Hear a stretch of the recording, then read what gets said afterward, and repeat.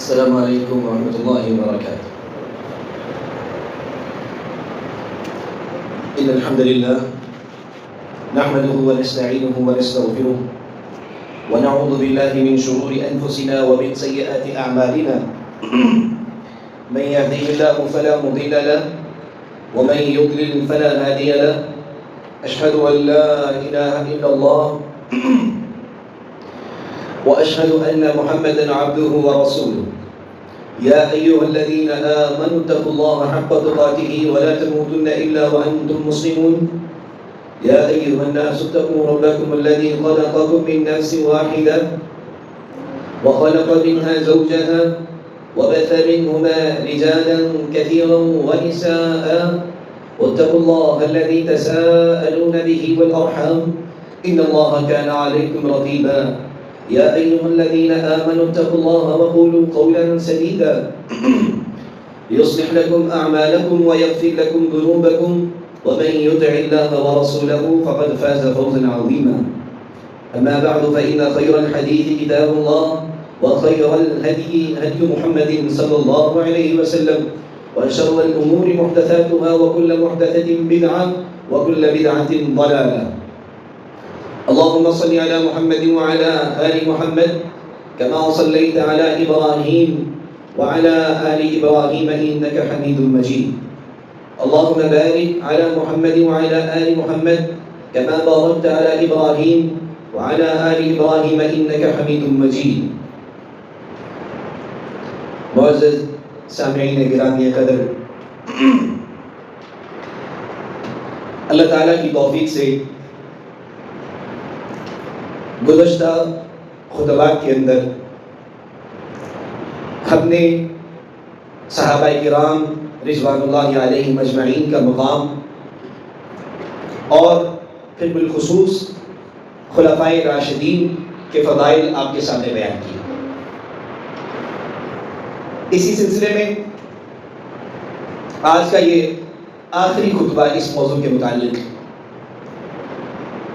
کہ جیسے بالعموم صحابہ کے فضائل اور پھر خلفائے راشدین کے فضائل ہیں، اسی طرح رسول اللہ صلی اللہ علیہ وسلم کے اہل بیت کے فضائل، اللہ تعالیٰ کے رسول صلی اللہ علیہ وسلم کے گھر والوں کے فضائل. یہ اللہ کے رسول کا خاندان ہے. اس کے فضائل، ان کی اہمیت جناب رسول صلی اللہ علیہ وسلم نے خود بیان فرمایا. اللہ تعالیٰ قرآن کریم میں اہل بیت کے متعلق فرماتے ہیں انما یرید اللہ لیذھب عنکم الرجس اہل البیت. یہ اللہ تعالیٰ نے خاص رسول اللہ صلی اللہ علیہ وسلم کے اہل بیت کے لیے آیت نازل فرمائی. کیا اس کا ترجمہ ہے کہ اللہ تعالیٰ چاہتے ہیں اے رسول رب العالمین کے گھر والوں، اللہ تعالیٰ کیا چاہتے ہیں؟ لیذھب عنکم الرجس اہل البیت. اللہ تعالیٰ تمہیں پاک کرنا چاہتے ہیں. وَيُطَهِّرَكُمْ تَطْهِيرًا، اور تمہاری پاکیزگی چاہتے، تمہاری تطہیر کرنا چاہتے. لفظ طہارت، تطہیر، ہم طہارت کرنے کا کیا مطلب ہے؟ اپنے آپ کو غلاظت سے پاک کرنے کا کیا مطلب ہے؟ پاکیزگی حاصل کرنا، طہارت کرنا. تو اللہ تعالیٰ قرآن میں کہتے ہیں کہ اللہ خود اہل بیت کے لیے چاہتا ہے کہ آپ کو گناہوں سے پاک کر دے، آپ کی غلطیوں کوتاہیوں کو اللہ تعالیٰ معاف کرنا چاہتے، اس کی تطہیر کرنا چاہتے. بطور خاص اللہ تعالیٰ نے قرآن میں یہ آیت نازل کی. اور اللہ کے رسول صلی اللہ علیہ وسلم نے اہل بیت کے بارے میں بہت اہم طور پر اس اہمیت کو بیان کیا. کیسے بیان کیا؟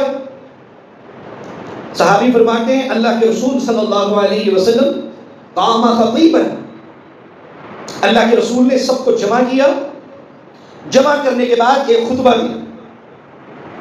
رسول اللہ صلی اللہ علیہ وسلم آپ کی عادت مبارکہ یہ تھی کہ ایک خطبہ ہے جمعے کے دن کا خطبہ، جب بھی کوئی اہم اور بہت اہم مسئلہ ہوتا اللہ کے رسول صلی اللہ علیہ وسلم خطبہ دیا کر۔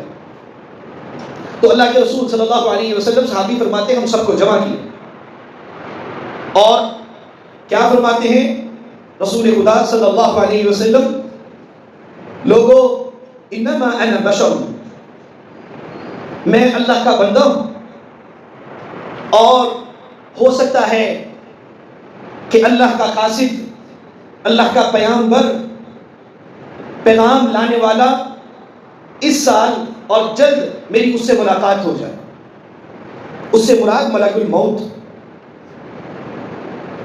اور میں اپنے رب کے حضور پیش ہو جاؤں۔ رسول اللہ صلی اللہ علیہ وسلم اپنی زندگی کے آخری ایام میں یہ بات فرما رہے ہیں، کہتے ہیں کہ ہو سکتا ہے کہ بہت جلد مجھے اللہ کی طرف سے بلاوا آ جائے اور میں اللہ سے جا ملوں۔ لوگوں، میں تم میں دو چیزیں چھوڑ کر جا رہا ہوں، انی تارک فیکم ثقلین، دو بہت اہم چیزیں تمہارے اندر چھوڑ کر جا رہا ہوں۔ پہلی چیز کتاب اللہ، میں اللہ کی کتاب تم پہ چھوڑ کر جا رہا ہوں۔ میری امت کے لوگوں، میں اللہ کی کلام تمہارے اندر چھوڑ کر جا رہا ہوں۔ فیہ ھدی و نور، اس کتاب عزیز کے اندر اللہ کی طرف سے ہدایت ہے، اللہ کا نور ہے۔ کیا مطلب؟ کہ میری امت کے لوگوں، میں تو اللہ کے حضور پیش کیا جاؤں، میں نے اپنی ذمہ داری ادا کر دی، اللہ کا دین مکمل ہو چکا ہے، شریعت اسلامیہ رسول اللہ صلی اللہ علیہ وسلم نے امت تک امانت کے طور پر پہنچا دی۔ اب کیا ہے؟ اب میں تمہارے اندر اللہ کی کتاب کو چھوڑ کر جا رہا ہوں۔ فیہ ھدی و نور، اس میں اللہ کی ہدایت، اس کا نور ہے۔ اس کا مفہوم مخالف یہ ہے کہ جو شخص اللہ کی کتاب کو، اور ضمناً اللہ کے رسول صلی اللہ علیہ وسلم کی سنت بھی شامل، اور دوسری روایت میں اس کے الفاظ بھی موجود ہیں، اللہ اور اس کے رسول کی سنت، میں خدا کی کتاب تم پہ چھوڑ کر جا رہا ہوں اور اپنی سنت تمہارے اندر چھوڑ کر جا رہا ہوں۔ فیہ ھدی و نور، اس میں اللہ کی طرف سے ہدایت اور اس کا نور ہے۔ کیا مطلب؟ کہ اس کتاب کو اپنانے والا، اس کے ساتھ وابستگی اختیار کرنے والا، اس پر عمل کرنے والا، اس کو اپنی دنیا اور آخرت کے اندر نافذ کرنے والا، اپنے معاملات کے اندر نافذ کرنے والا، اپنے وجود کے اوپر اس قرآن کو تنفیذ کرنے والا، فیہ ھدی و نور، وہ اللہ کی ہدایت اور نور کے راستے ہیں۔ میں تم میں دو بہت اہم چیزیں چھوڑ کر جا رہا ہوں۔ نمبر ایک، کتاب اللہ، اللہ کی کتاب،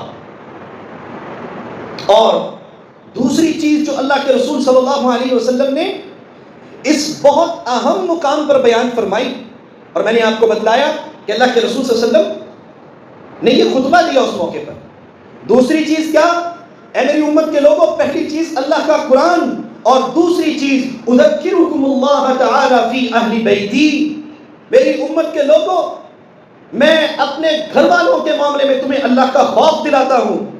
اذکرکم اللہ فی اہل بیتی، صحابی کہتے ہیں اللہ کے رسول نے یہ 3 مرتبہ الفاظ دہرائے۔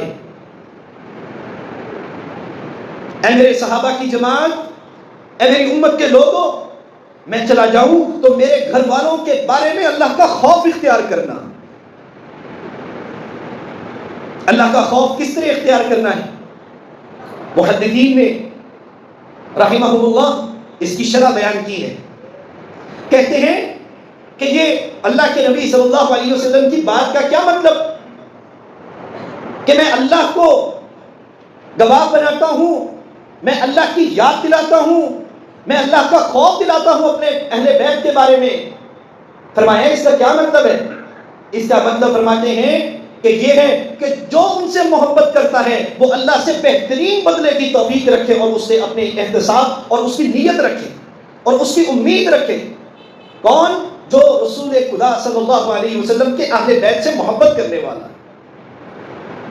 اذکرکم اللہ تعالی فی اہل بیتی، اپنے اہل بیت کے بارے میں محدثین فرماتے ہیں اس میں خوشخبری کہ جو شخص رسول اللہ صلی اللہ علیہ وسلم کے گھر والوں سے پیار کرتا ہے در حقیقت وہ اللہ کے رسول سے پیار کرتا ہے، اور جو رسول سے پیار کرتا ہے وہ خدا تعالی سے پیار کرتا ہے۔ اور دوسرا پہلو اذکرکم اللہ تعالی فی اہل بیتی، میری امت کے لوگوں میں اپنے اہل بیت کے بارے میں، گھر والوں کے بارے میں تمہیں اللہ کا خوف دلاتا ہوں۔ ڈر جانا کس چیز سے؟ میرے باپ میرے گھر والوں کو تکلیف نہ دینا۔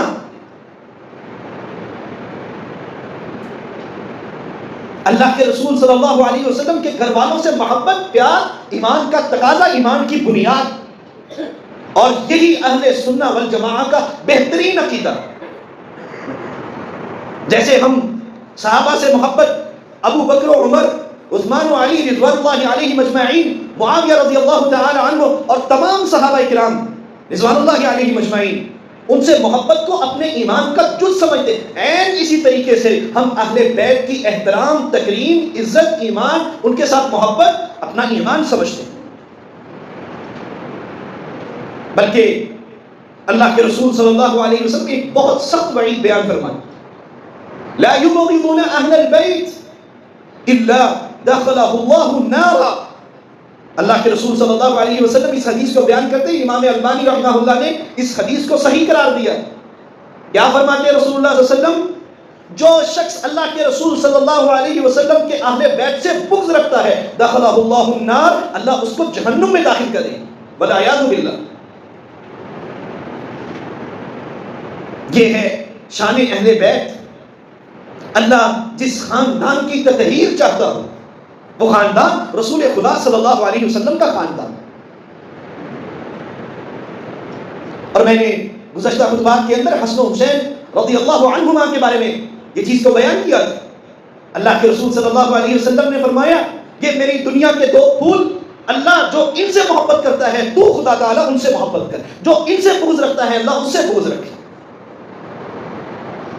جس نے میرے اہل بیت کو تکلیف دی گویا کہ اس نے محمد صلی اللہ علیہ وسلم کو تکلیف دی۔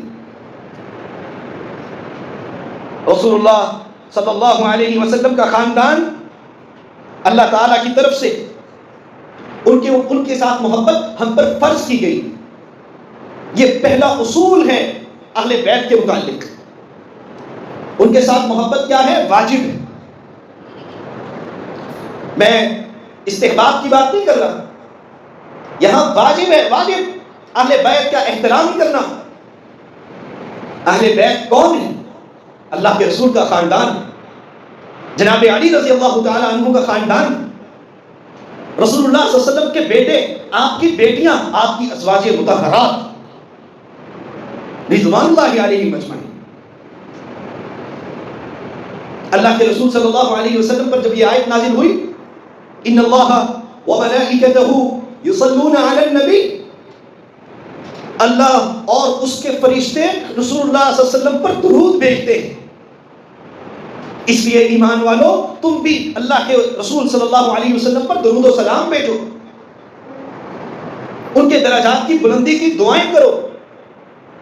ایک صحابی اللہ کے رسول صلی اللہ علیہ وسلم کے پاس آتے، کہتے ہیں اللہ کے رسول صلی اللہ علیہ وسلم ہم آپ پر درود کیسے بھیجیں؟ کتنا خوبصورت اور سادہ سوال، کتنا واضح سوال۔ اللہ کے رسول آپ پر درود کیسے بھیجا جائے؟ رسول اللہ صلی اللہ علیہ وسلم نے یہ جو آپ نماز میں بہترین درود پڑھتے ہیں، اللہ کے نبی نے یہ درود سکھایا، اور اس کی پہلی لائن کیا ہے؟ اللہم صلی علی محمد وعلی آل محمد۔ اے اللہ درود بھیج تو رسول اللہ صلی اللہ علیہ وسلم پر، ساتھ ان کی آل پر بھی، ان کے اہل بیت پر بھی، ان کے گھر والوں پر بھی۔ یہ پروٹوکول ہے رسول اللہ صلی اللہ علیہ وسلم کے خاندان کا، اور اللہ کے رسول صلی اللہ علیہ وسلم نے یہ تعلیم دی۔ رسول اللہ صلی اللہ علیہ وسلم کا خاندان معزز خاندان، لیکن یہ ساری فضیلتیں، یہ سارے شان، یہ ساری عزتیں کس کے لیے ہیں؟ جو رسول اللہ صلی اللہ علیہ وسلم کے بعد آپ کے خاندان میں سے اللہ کے نبی صلی اللہ علیہ وسلم کے طریقے پر چلے۔ اور یہ جو ہم ایک اور درود بھی پڑھتے ہیں نا، وصلی اللہ علی النبی خیر خلقہ محمد وعلی آلہ وصحبہ اجمعین، اپنے الفاظ میں کہ اے اللہ، بلکہ آل میں محدثین نے ان کو بھی شامل کیا ہے، فرماتے ہیں جو شخص رسول اللہ صلی اللہ علیہ وسلم کی امت میں سے اللہ کے رسول کی سنت کے طریقے پر چلے گا، یہ درود ان کے لیے بھی، یہ ساری فضیلتیں ان کے لیے. جیسے حضرت ابراہیم علیہ السلام نے دعا کی، قال ومن ذریتی، اے اللہ میں اپنی اولاد کے بارے میں تجھ سے سوال کرتا ہوں. تو اللہ نے کیا جواب دیا؟ قال لا ینال عہد الظالمین، ابراہیم تیری نسل کو بھی سلامت رکھیں گے، اس کو بھی عزت اور تکریم دیں گے، لیکن میرا عہد ظالموں کے لیے نہیں. کیا اس کا سبب، کیا مفہوم؟ کہ جو رسول کے راستے پر ہو عزت اس کے لیے. اسی طرح آپ نوح علیہ السلام کی مثال دیکھیے، کیا کرب تھا اس دعا کے اندر. جب بیٹے کو ڈوبتا دیکھا، قال رب ان بنی من اہلی، اے اللہ میرا بیٹا، تو نے تو وعدہ کیا تھا میں تیری نسل کو ہلاک نہیں کروں گا. اللہ نے کیا کہا؟ انہ لیس من اہلک، نوح یہ آپ کا بیٹا نہیں ہے. حالانکہ بیٹا تھا، لیکن اللہ کہتے بیٹا نہیں ہے. کیوں نہیں ہے؟ اس کے عمل غیر صالح ہے. جس کا عمل نہیں ہے میرے بھائی، یہ سبق یاد کیجئے، وہ اپنے آپ کو مسلمان کہتا رہے، وہ اپنے آپ کو اہل حدیث کہتا رہے، وہ اپنے آپ کو اہل سنہ کہتا رہے، وہ بریلوی کہتا رہے، وہ دیوبندی کہتا رہے، حنفی کہتا، کسی مسلک کے ساتھ بھی اپنے آپ کو منسوب کرے، اپنے آپ کو مومن کہے، لیکن وہ در حقیقت اگر اللہ اور اس کے رسول کے راستے پر نہیں ہے، اللہ کو اس کی کوئی پرواہ نہیں. یہ عزت کی تکریم اس کے لیے ہے جو رسول خدا صلی اللہ علیہ وسلم کے راستے اور اس کی سنت پر ہے. اس کی مثال مخزوم قبیلے کی ایک عورت نے چوری کی، قریش کے بڑے سرداران جمع ہوئے، اللہ کے رسول صلی اللہ علیہ وسلم فیصلہ کیا، کہتے ہیں کون بات کرے اس عورت کے بارے میں. تو کسی نے مشورہ دیا، اسامہ بن زید رضی اللہ تعالیٰ عنہ، اللہ کے محبوب، اللہ کے رسول صلی اللہ علیہ وسلم ان سے بہت پیار کیا کرتے، یہ اللہ کے رسول کے بہت قریب تھے. تو لوگوں نے مشورہ کیا، بھئی چلو اسامہ بن زید سے کہتے ہیں اللہ کے رسول سے سفارش کریں. اسامہ بن زید نے اس عورت کے بارے میں جس نے چوری کی تھی اللہ کے رسول صلی اللہ علیہ وسلم کے پاس آئے اور سفارش کی. اللہ کے رسول صلی اللہ علیہ وسلم اس موقع پر غضبناک ہو گئے. کہا اسامہ تم مجھے اللہ کی حدود میں سفارش کرنے کے لیے آئے ہو؟ یہی تو وہ کام تھا جس سے پہلی قوموں کو ہلاک کر دیا. یہی تو وہ وتیرہ تھا. کیا وتیرہ تھا؟ کوئی بڑا چوری کرتا اس کو چھوڑ دیا جاتا، اور جو چھوٹے چور ہوتے غریب خاندانوں میں سے ان کو عبرت کا نشان بنا دیتے. اللہ نے ان قوموں کو ہلاک کر دیا. رسول اللہ صلی اللہ علیہ وسلم نے فرمایا اس موقع اسامہ تم مجھے اللہ کی حدود میں سفارش کرنے کے لیے آئے ہو. اور پھر اس موقع پر رسول اللہ صلی اللہ علیہ وسلم نے یہ تاریخی جملہ اور ایک عظیم جملہ فرمایا. کیا فرمایا؟ واللہ لو سبقت واللہ ان فاطمہ بنت محمد صلی اللہ علیہ وسلم لو سرقت لقطعت یدها.